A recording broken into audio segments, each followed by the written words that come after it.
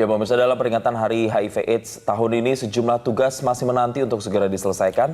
Apa saja langkahnya kemudian ya Jason Ya. ya, pemirsa kita akan tanyakan langsung dengan Kepala Biro Komunikasi dan Pelayanan Publik Kementerian Kesehatan Republik Indonesia, Siti Nadia Tarmizi. Bu Siti, selamat pagi. Selamat pagi, Makalan, Jason, salam sehat. Bu Siti, kita tahu hari ini kita peringati sebagai Hari HIV/AIDS. Tapi sejauh ini di Indonesia, kasus HIV/AIDS itu apakah terus bertambah, Bu, di Indonesia? Iya, jadi kalau kita lihat ya, estimasi orang dengan HIV di Indonesia itu diperkirakan ada sekitar 515.000 ya. Kita tahu bahwa orang dengan HIV itu sekali didiagnosis dia dengan HIV, maka seumur hidup dia harus meminum obat ARV. Nah, kalau kita lihat estimasi daripada kasus baru HIV itu saat ini sudah sekitar 25.000 kasus di tahun 2022. Nah, artinya kalau kita lihat dibandingkan tahun 2010 itu ada penurunan sebesar lebih dari 50%. Jadi kurang lebih 54% terjadi penurunan kasus infeksi baru. Tetapi yang memang masih menjadi PR kita adalah kasus baru ini kan sesuai dengan target getting to zero yang harus kita capai pada tahun 2030, di mana target getting to zero di 2030 itu tercapainya 3 zero, yaitu zero untuk infeksi baru, kemudian zero untuk kematian akibat HIV, dan zero terhadap stigma dan diskriminasi. Nah, kalau kita lihat kan memang masih ada 25.000 kasus baru per tahunnya. Baik. Yang perlu juga kita waspadai bahwa kasus baru ini juga sudah sampai ke anak-anak, terutama penularan dari ibu ke anak. Baik, Bu Nadia, ada 25.000 kasus baru tahun ini, tapi secara total tadi Ibu menyampaikan ada sekitar 500.000 kasus. Nah, kalau untuk mereka, para orang yang memiliki HIV ini kan harus meminum obat ARV atau antiretroviral itu seumur hidup. Nah, apakah dari ratusan ribu orang yang menderita HIV ini sudah mendapatkan akses ke pengobatan ARV tersebut atau masih ada yang belum, Bu Nadia? Kan target getting to zero tadi adalah 95% orang HIV diketahui statusnya, dan 95% itu meminum obat ARV, dan 95% itu virusnya tersupresi. Nah, kalau kita berbicara dari 515.000 orang dengan HIV, maka yang sudah mengetahui status HIV-nya itu sudah 454.000 atau 85%-nya. Hanya sayangnya dari angka yang sudah mengetahui status HIV-nya itu hanya 40% yang akses ke ARV. Jadi masih banyak orang yang mengetahui status HIV-nya ini yang belum mau untuk mendapatkan ARV. Walaupun obat antiretrovirus ini diberikan secara gratis baik di puskesmas maupun di rumah sakit. Baik, Bu Siti, kalau begitu kita akan bahas setelah ini seputar perlakuan diskriminatif para penyintas HIV, karena ini penting ya Jason ya. Namun kita akan dengarkan dulu pernyataan salah satu penyintas berikut ini, kita simak. Sebagai orang dengan HIV yang juga aktif di sosial media kayak gitu kan, banyak banget teman-teman yang datang ke aku nih dengan cerita mereka masing-masing, dan diskriminasi yang terjadi itu beneran nyata dan masih beneran banyak banget. Based on data aja dari Kementerian Kesehatan, angka diskriminasinya pun masih cukup tinggi. Jadi it's really happening sih emang. Dari berbagai lingkungan juga sih yang diskriminasi yang dihadapi sama teman-teman. Ada yang di lingkungan kerjanya, akhirnya ada yang dipecat juga, bahkan dibikin nggak nyaman kerja di situ. Baik di lingkungan sosialnya, di lingkungan keluarga pun yang seharusnya menjadi ruang aman kayak gitu kan. Keluarga kan orang-orang atau individu yang harusnya menjadi support system bagi teman-teman ODHIV ini yang paling mereka butuhkan. Tapi nggak jarang mereka juga mendiskriminasi ya.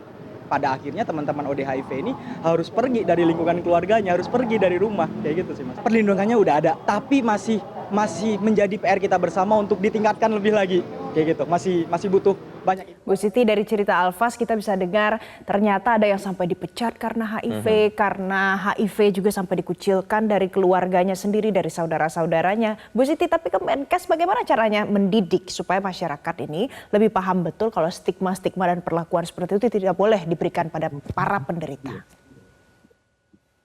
Iya, yang pertama adalah tentunya kalau kita berbicara mengenai stigma dan diskriminasi ini, kita harus menggandeng berbagai pihak ya. bukan hanya sektor pemerintah, tapi juga perlu keterlibatan dari akademisi, praktisi maupun komunitas ya, serta tentunya pihak-pihak lain swasta dan termasuk media ya untuk terus-menerus memberikan pengetahuan kepada masyarakat. Umumnya stigma dan diskriminasi ini kan karena informasi pengetahuan yang diterima oleh masyarakat itu belum betul-betul mengetahui tentang apa itu penyakit HIV, bagaimana penularannya.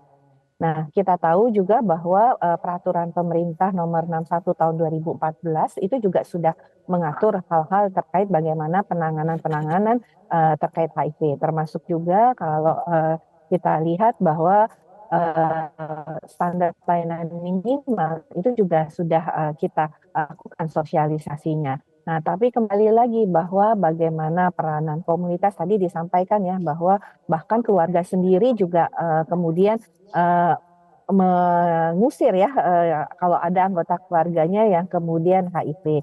Nah, jadi tentunya ini harus kita lakukan sosialisasi terus-menerus, memberikan pemahaman tentang Baik. orang dengan HIV itu seperti apa dan bagaimana supaya stigma dan diskriminasi tidak jadi di dalam masyarakat dan itu harus dimulai juga dari keluarganya, tenaga Edukasi begitu ya Bu, agar stigma negatif soal penderita HIV ini tidak langgeng di masyarakat. Nah Bu Nadia, mungkin ada beberapa juga warga atau netizen kita yang ingin bergabung untuk kemudian bertanya soal ini. Kita akan simak dan dengar video warga berikut ini.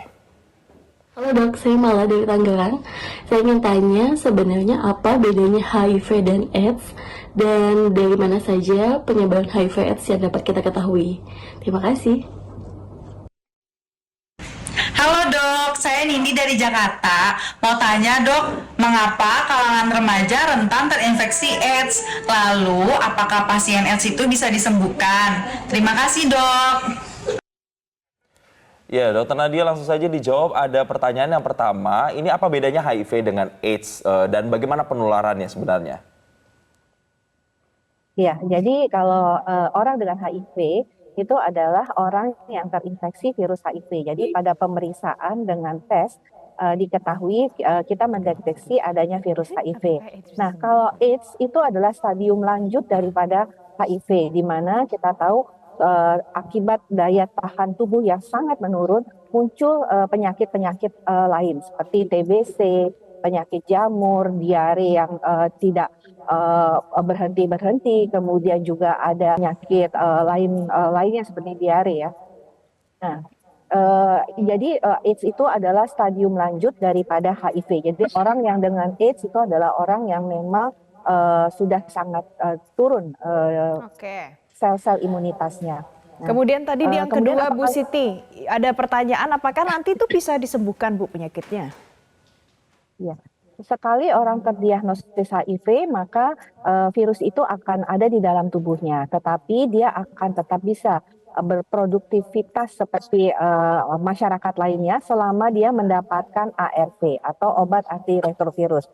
Bahkan dia bisa tidak menularkan ke orang lain karena kemudian virusnya tertekan di bawah angka yang sangat rendah sehingga oleh karena itu mereka tetap akan bisa bekerja sama seperti orang tanpa HIV ya, tetapi tentunya harus minum obat ARV untuk kemudian menekan virusnya tadi. Nah, apakah kemudian rentan ya remaja tadi dikatakan ya, ditanyakan juga, kita tahu bahwa pada usia remaja ini kan memang dibutuhkan berbagai informasi ya karena kadang-kadang HIV itu dekat dengan misalnya kesehatan reproduksi. Jadi remaja-remaja kita harus diberikan informasi ya bagaimana tentang kesehatan reproduksi, terutama penyakit-penyakit yang dapat ditularkan melalui hubungan seksual. Dan juga kita ketahui bahwa perilaku yang beresiko pada remaja juga harus dihindari. Baik, tapi artinya memang stigma ini masih menjadi PR besar di balik PR-PR teknis lainnya. Yang jelas kalau kita bersalaman, kita berinteraksi sosial, ataupun berpelukan pun sekalipun dengan orang yang HIV itu benar-benar tidak menularkan. Jadi kita harus stop diskriminasi itu ya, Bu Nadia. Sekali lagi terima kasih Bu Siti Nadia telah bergabung dan memberikan edukasi kepada kami di peringatan Hari HIV/AIDS sedunia. Terima kasih Bu Nadia. Jelajahi cara baru mendapatkan informasi. Download Metro TV Extend sekarang.